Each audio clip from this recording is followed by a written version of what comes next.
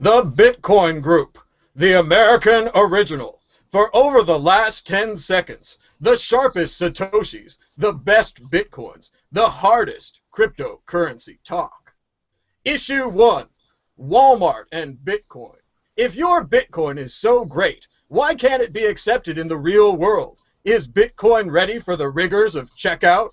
Customers use their credit cards and enjoy near instantaneous transactions. Why would they wait for Bitcoin when they can soon push their carts full of RFID chips across a scanner, a process that will transform checkout? What is the future of this Bitcoin in brick and mortar retail? I ask you, Andreas Antonopoulos.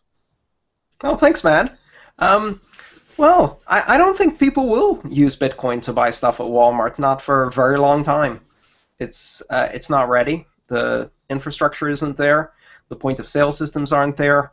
The corporate structures aren't there. The legal systems aren't there. It's going to take a long time until you can pay for your groceries at Walmart with Bitcoin.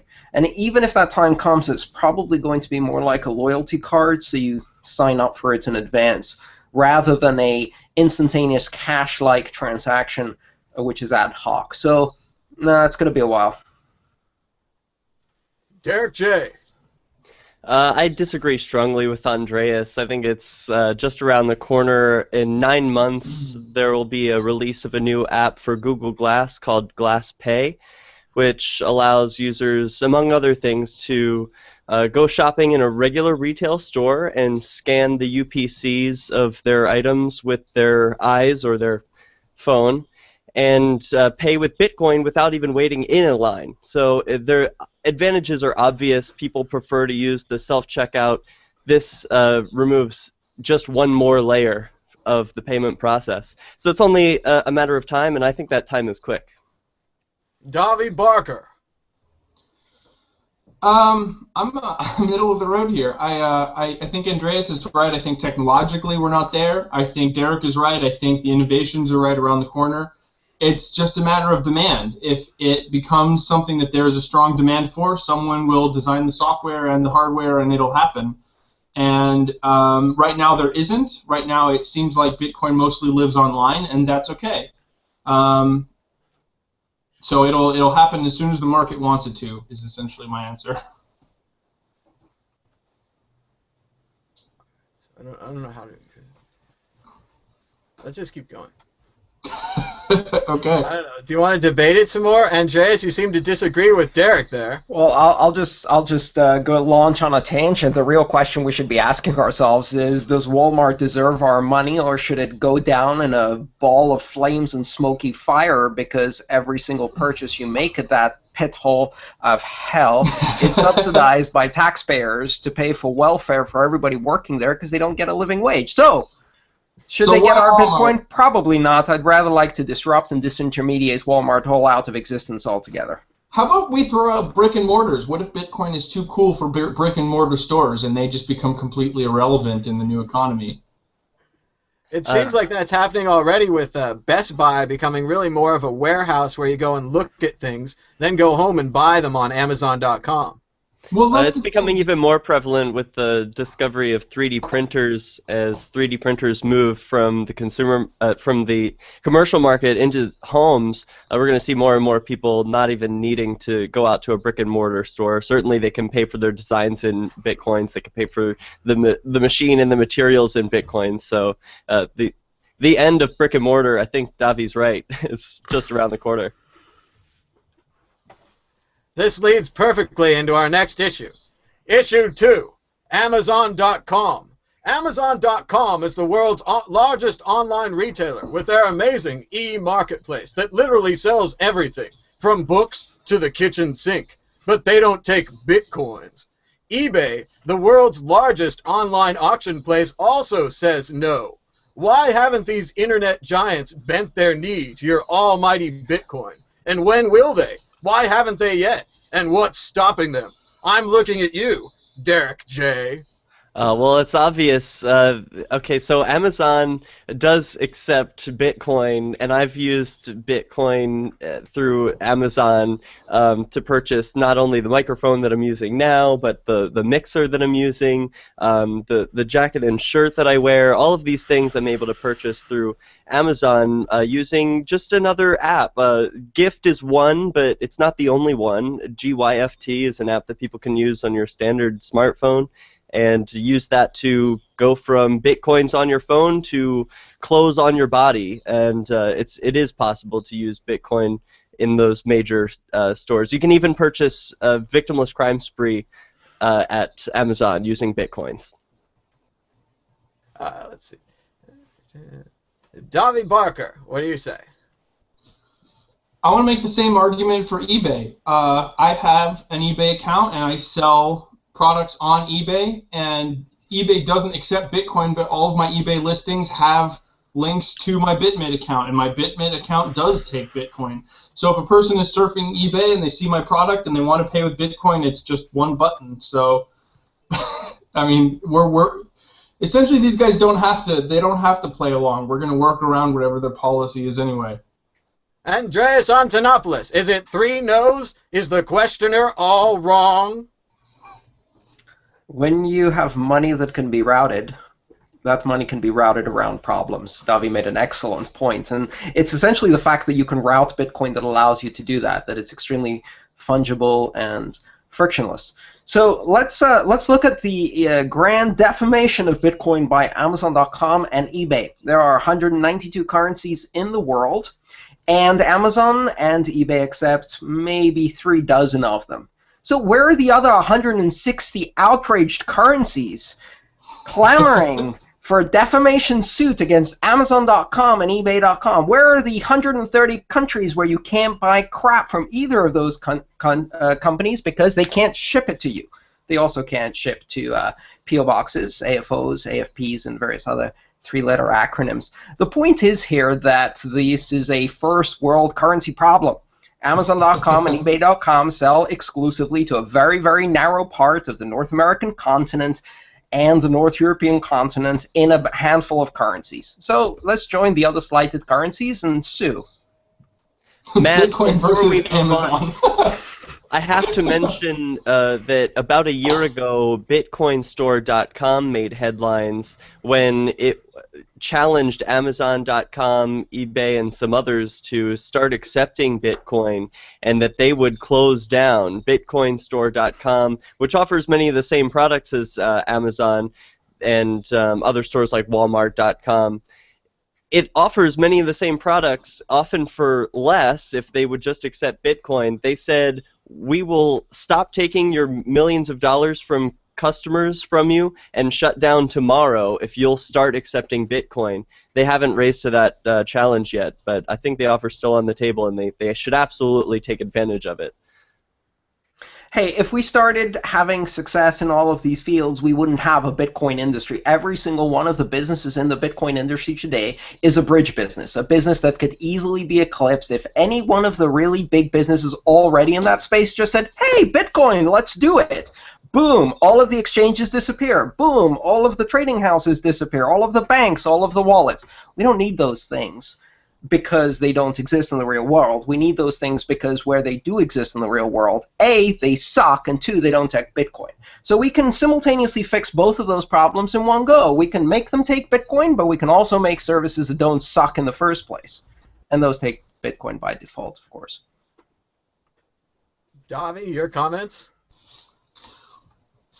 Well, I mean, it seems like I think Andreas makes an excellent point when he says that they suck.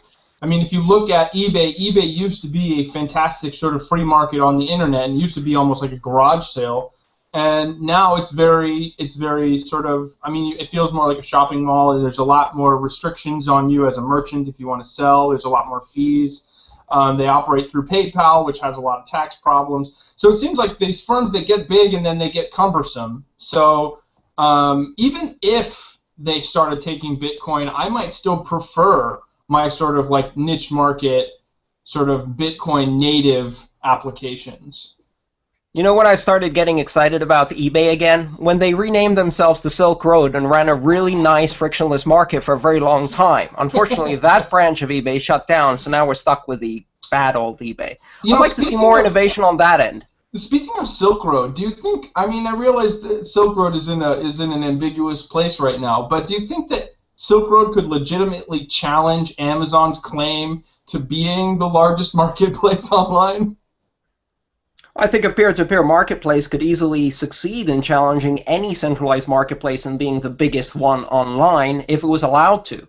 But it will get regulated out of existence. Here's the thing: if you went on Silk Road when it was still open and you looked at all the products they offered, what surprised me the most was that while drugs were a big part of it, they weren't the only thing on offer there. You could buy a lot of very interesting, legitimate products, from Bitcoin badges to T-shirts to brochures to whatever you might, little tchotchkes here and there. All of these available. Why? Because it was a very large, flexible, and fluid market. So it succeeded as a marketplace first. And I'd like to see some of these legacy businesses be disrupted at their base operational model, not at picking the right currency, but at delivering the right service to customers.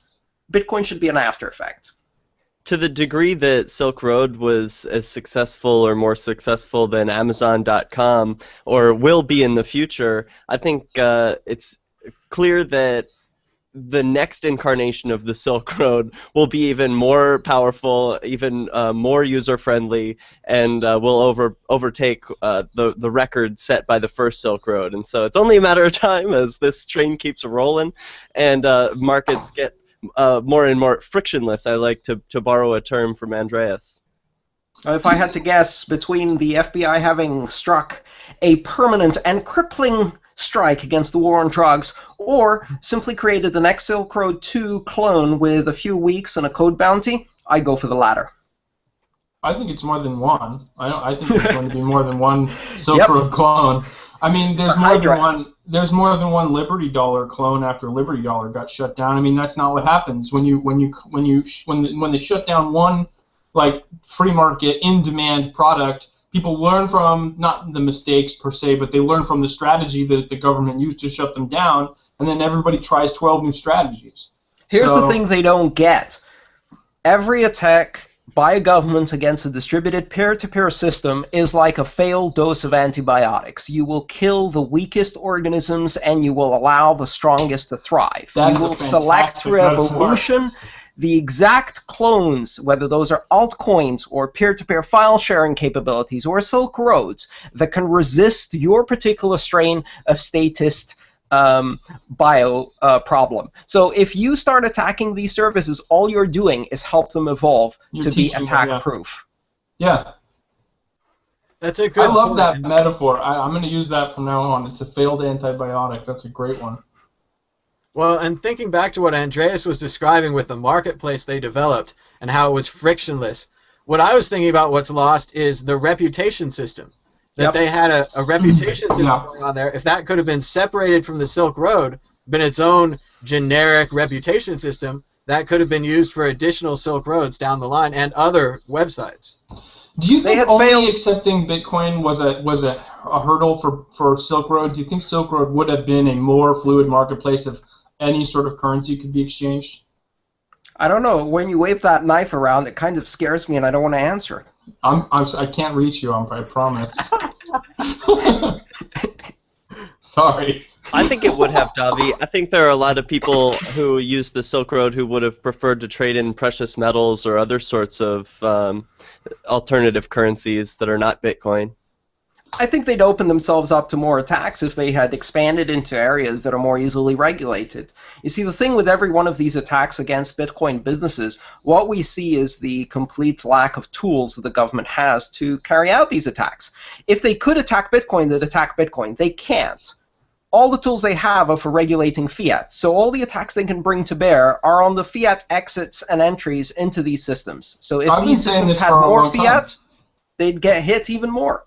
I say the problem with Bitcoin is dollars. I've said that. If you look at every crash, every attack, every shutdown, it's always been on the fiat side of the transaction where the problem is. It's never on the Bitcoin side of the transaction. And this is insanity. because take a real-life metaphor. If we regulated aviation based on the ownership of the land where the airports are sitting, then we'd get their traditional competitors, land-based companies, complaining about this newfangled aviation and controlling it through the airports. Well, with Bitcoin, every time we try to land in another currency, we get hassled at customs. That's the only place they can control. So it's a bit like trying to regulate aviation through airports. And, you know, the best solution to that is never land. I mean, that's not that far-fetched. I mean, it's pretty interesting to think that those loops start getting closed when you start having, like, every level of the economy has some merchant somewhere who's interested in accepting Bitcoin. I mean, even real estate now. We have realtors taking Bitcoin. Well, that's one step away from farms accepting Bitcoin, and then you have a complete economy. So, yeah, eventually you won't ever need to cash out. And then what? Then what does the government do? They have to regulate corn. They have to get you at the point of sale, right? At that point, they start taking Bitcoin for taxes if they're smart enough. That might be the end of them. It was my understanding that the government is already expecting people to pay taxes on revenue earned from the appreciation of the value of their bitcoins. Are they accepting Bitcoin? What if I don't have any dollars? No, they want you to change it back to dollars. So you can then blame Mt. Gox for why you haven't paid your taxes for 6 months. I tried. They won't let me withdraw. Has that ever been done to any other currency? That you're forced to change the currency to pay the taxes? Yeah. Every currency in the world is based on forcing you to change to it to pay the taxes. That's how national sovereign currencies gain their value through the monopoly on the demand side from government. So the threat that they see from Bitcoin is wholly new. This new multinational, not even national currency. Well, it's the native currency of the internet. That's what it is. Right, and one of the advantages of Bitcoin that I know is familiar to this group is that it can be taken across borders without having to be claimed. Typically, if you're bringing cash along with you, crossing an imaginary line, you know, called a state border, those dollars or yuan or whatever it is, pieces of paper that you're holding, have to be registered, or at least you have to notify the people when you're traveling if it's more than a certain quantity. That's not the case with Bitcoin, and that's going to cause a lot of disruption with reporting if people choose to do that. The forum says cash and cash-like instruments. It doesn't say memorize sequences of brain wallet keys.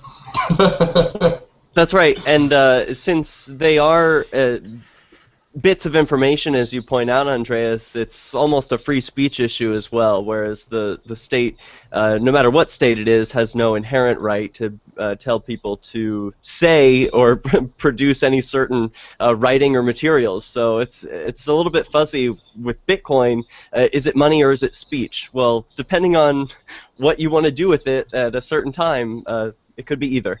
Well, that sounds like passwords.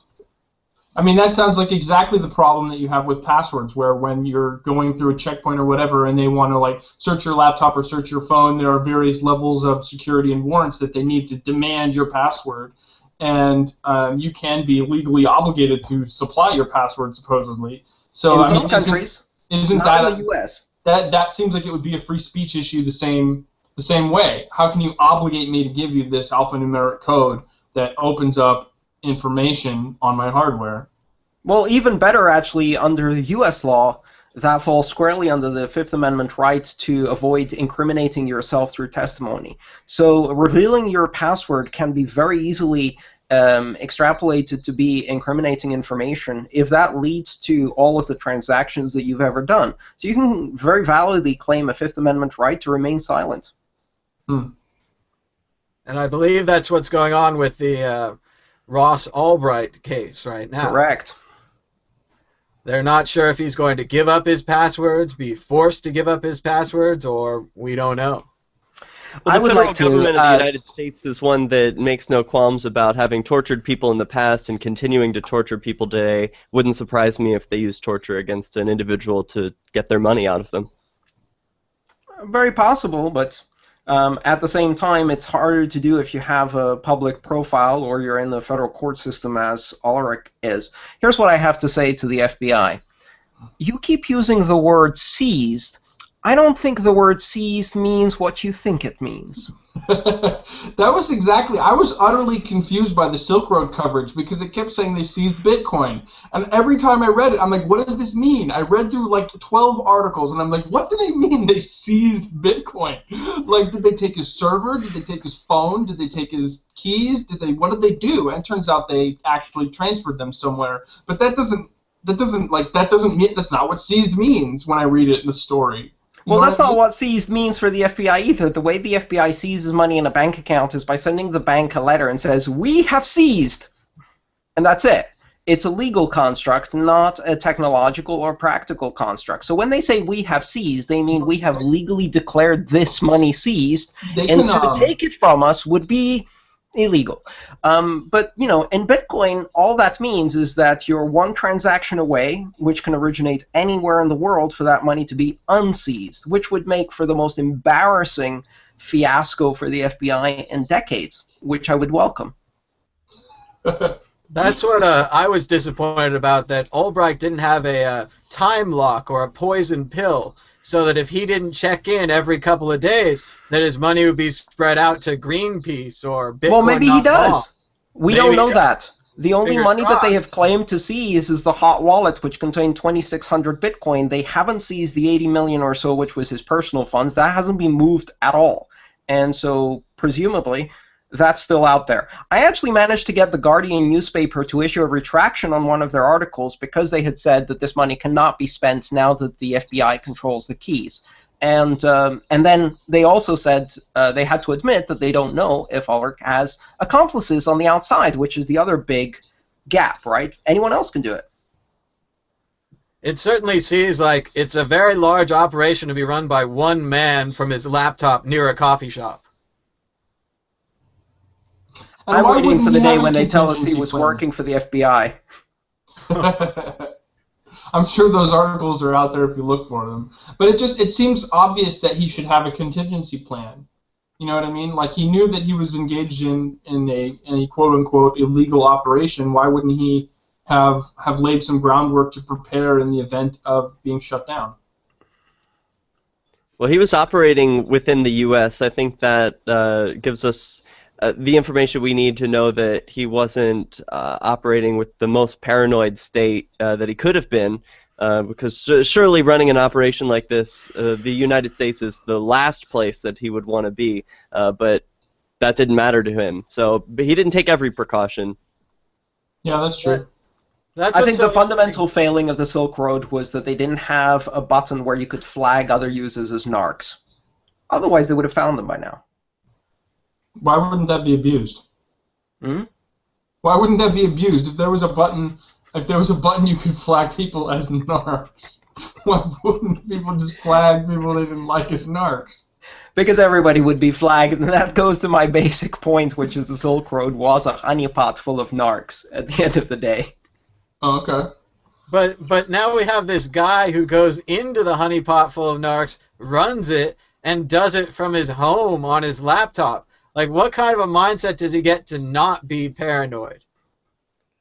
Like, where could he develop that? I mean, we have in his early Snowden 20s. leaves town right away. There is one explanation that we haven't explored. They got the wrong guy. It wouldn't be the first time. It's entirely possible. I mean, I just It don't. doesn't seem likely. The facts of the story seem to indicate that they did get the right person. Have anyone heard anything contrary to that? The facts of the story were written entirely in press releases by the prosecutors. There have been no independently corroborated facts other than those. So, of course, that does support the prosecutorial story. But we really don't know anything beyond that. They have very sparingly used the word allegedly, which is only reserved for torturers nowadays. But they have prosecuted this person with a lot of claims, but not much evidence. We'll see. We'll see. I'm excited. I'm excited. I think Silk Road is part of why Bitcoin is up, to tell you the truth.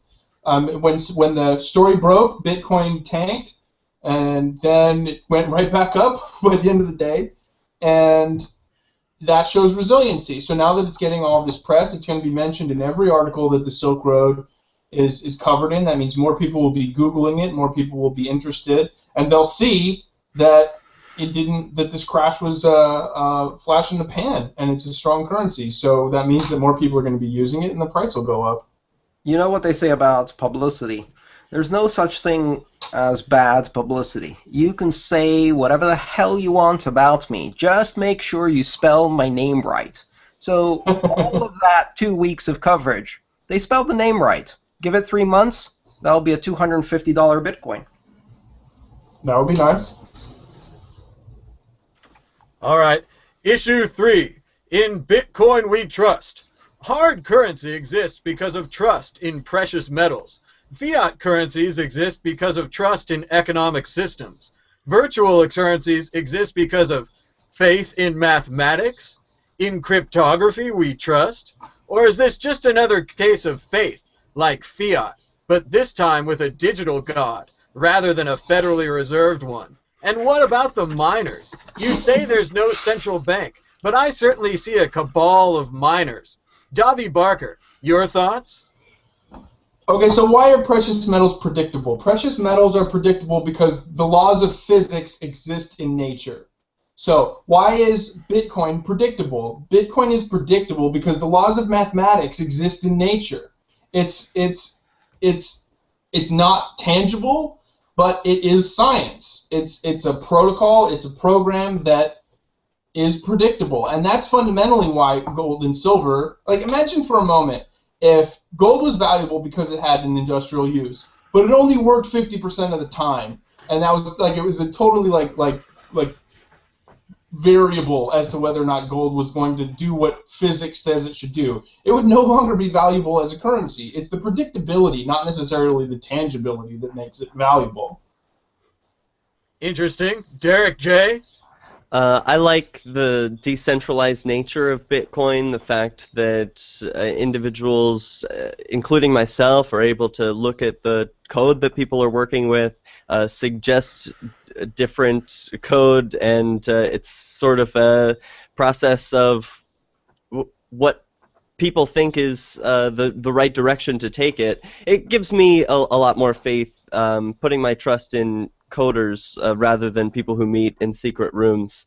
But the creation of Bitcoin and trust in it aside, you mentioned a cabal of miners. When I think some people could argue that there's a group of miners that have more power than others, which is true when you add up all of their mining power, but I have a small mining rig here myself, and so I don't feel like individuals can be completely blocked out from participating in Bitcoin mining. It's something that anyone can participate in, and that fact makes it more secure. Andreas?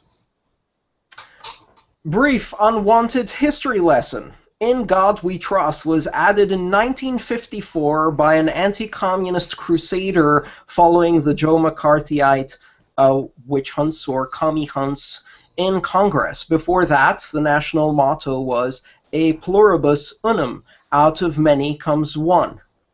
In God We Trust was added 22 years after the decline of the gold standard, and we switched our trust from gold to God, dropping an L, and as a result, our currency has devalued accordingly.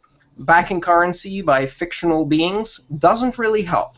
A pluribus unum is a much better slogan because out of many comes one is the Bitcoin ethos.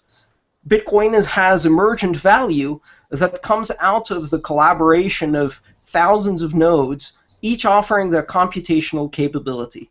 Bitcoin is backed by the computational capability of the internet, a very tangible silicon-based system that is very effective as a store of value. So I prefer a pluribus unum from In God We Trust. It's just like the pledge. Adding under God to the pledge was around the same time. Exactly the same time by exactly the same committee in Congress. So it's to fight godless communism. That's It was to fight interesting. godless communism, and before that, our national motto did not have any mention of God, just like all Speaking of of the other founding government documents. Speaking of mottos and money, some of the first motto on money in North America said "Mind your business." That's Really? sort of yes. That was Ben Franklin's mint, and he wrote "Mind your business" on the back of the silver dollar, right? I like it both on a message like mind your business, and both on a like personal. If you have a business, you should be minding it. That's your job. Right? That's I right. think that was the original meaning of the phrase back then. Yeah, it wasn't so much on the harsh nature of it, like shut your mouth. It wasn't. No, that's "Don't tread on me." Different flag. Like to see that on some currency. What do you guys think of strength in numbers as the Bitcoin motto? Have you seen that around? Or I as would like John to- Gilmore once said, "There is strength in numbers, large prime numbers."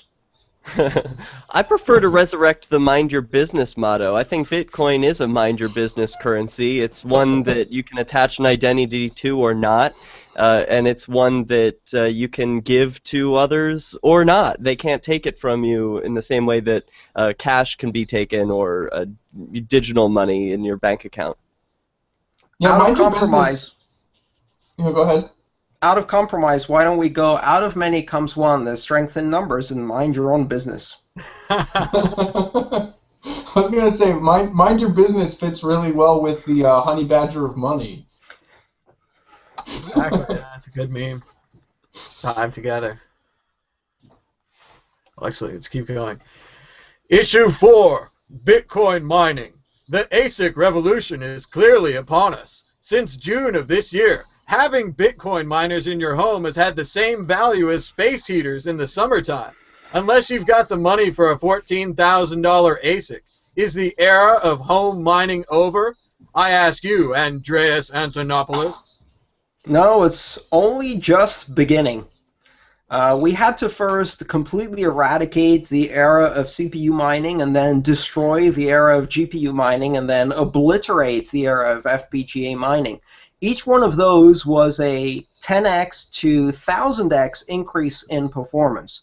But we've hit a wall, and that wall is silicon density and heat capacity, right? So from this point on, the only extra juice you can squeeze out of a system like that involves taking your design to a fab that can put it on a smaller die and put more of it on a die. So you have to go from 28 nanometers to 20 nanometers, et cetera, and keep scaling down. We're not going to see these enormous increases in hashing power in the next generations because we just squeezed out all of the low-hanging fruit in just 6 months. What that means is that now there is an industrial base for Bitcoin, not just consumer and craft space. We actually have an industrial manufacturing base that is now being invested in to the tune of tens of millions of dollars for the production of ASIC fabs that will reach the hands of consumers. And that's a good thing. Derek J. It's unlikely, in my view, that anyone in the future will make a significant amount of money home mining. I'd leave that to the pros, but it's becoming more and more affordable and easier to use. For example, I mentioned that I've got a couple of ASIC miners running behind me that are able to generate a couple of bucks in Bitcoin, and it's not substantial. It's not a substantial amount of money. But I think it's worth it for the education and for the fact that it's very low power. It's a very low cost to me, but I appreciate being a part of the network and the fact that I'm able to mine, if not Bitcoin, something that perhaps is more valuable to me. Just switch the use of these things over to a different alternative currency and mine that. Davi Barker. I don't care. I don't mine gold and silver in my house. I don't print Federal Reserve notes in my house. I'm not really interested in mining, and I leave it to the experts. But something that occurs to me is look at what the incentives have done. Like, if you look at the leap in processing power as a result of the incentives created by Bitcoin, that technology can now be used to process other things. You can take these processors and you can make, I have no idea what the computer industry will do with this technology, but you created the incentive for it, and suddenly we see light years leaped forward in processing power, and that's going to now be taken up by video games, by movie production companies, by who knows what they're going to use it for. But that's huge. That's a leap in technology. So I'm happy to see it, and I don't know how it works. I find it very promising because at the end of the day, this investment is a sunk cost. And it is a sunk cost that is going to weigh like an anchor around the neck of everyone who entered Bitcoin as an early adopter and keep them in the game until we can get the mainstream involved enough. So I love this because all of this sunk cost means no one's exiting the mining business in a hurry anytime soon, and we're less likely to suffer from a dramatic collapse in hashing power that would lead to a infinite block time completion. So I'm very happy about this. This wasted money has been wasted in creating a solid foundation for Bitcoin, and that's a great cause. Excellent analogy, Andreas. Wasted money, well worth wasting. I wonder if that's analogous with the gold rush, because if you think about the California gold rush, everybody comes over here to get rich quick in the very beginning, but a few years into it, after the flow of money has sort of dribbled down, people have invested all of this money in mining equipment, and that is also a sunken cost, and so they're going to look for other things to mine since they have the capital now. So I'm sort of curious whether or not you could actually look at them like literally analogously with the history of the gold rush. And even better yet, by the time they're finished with their mining gear, they look around them and guess what? There's a town, there's some roads, there's a railroad coming in, and all of that got paid for by the gold rush. So even while we're doing this, we're also paying for publicity for Bitcoin and marketing for Bitcoin and new exchanges for Bitcoin and all of the other infrastructure. So even when mining fails, the money that's been sunk in all of the auxiliary activities just from the publicity it's generated will still be there. Some will turn into ghost towns, just like California, and some will turn into San Francisco. Yeah. I want to mention, while we're still on the topic of Bitcoin mining, how easy it can be to just plug in and unplug some of these miners. The equipment is incredibly easy and so replaceable. We're not talking about scales of difficulty like mining for gold, where cranes are needed and drills. This is something as easy as plugging in a USB and downloading a program and letting it run. And it doesn't get any easier than that. And once your equipment becomes obsolete or outdated, it's easy enough to unplug a USB and plug in the new model. So I think we're going to see these things around for a long time, and I think we're going to see more democratization of mining as more and more people want to get involved at home. What I would like to see is some kind of a combination Bitcoin mining Wi-Fi station / solar panel, where the panel itself could just take in the sun, transform it into Bitcoin, produce some Wi-Fi, kind of an all three, maybe a lamp too. Well, merged mining is a really important topic from that perspective. One of the technologies developed over the last couple of years is the ability to do mining simultaneously for a number of different coins. So even if you're not productively mining Bitcoin, you can still productively mine a whole series of other altcoins, such as Namecoin or Devcoin or Primecoin, PPCoin, any other coin. You can actually go and merge mine other coins simultaneously, and that will help promote the health of all of these other altchains. Plus, it gives you an early entry into some of the systems that haven't been heavily mined yet. I think there's a lot more to be covered on altcoins, but for now we're going to move on to predictions. This is the part of the show where I put you on the edge of your seat and ask you to predict something because you didn't read the setup document earlier. Andreas Antonopoulos, prediction. Satoshi Nakamoto will be the world's first trillionaire. Davi Barker. Just any prediction anywhere in the whole thing. We're running out of time. I think Bitcoin is going to save the third world. Derek J. Bitcoin will alleviate homelessness in the U.S. And of course, I got to write mine in advance. Online drug sites will continue to flourish. The FBI may have gotten one, but they'll never get them all. Controlling the internet is like a game of whack-a-mole. The moles keep popping up everywhere, and no matter how many you whack, they just keep coming back. Oops, we're out of time. Until next time, bye-bye.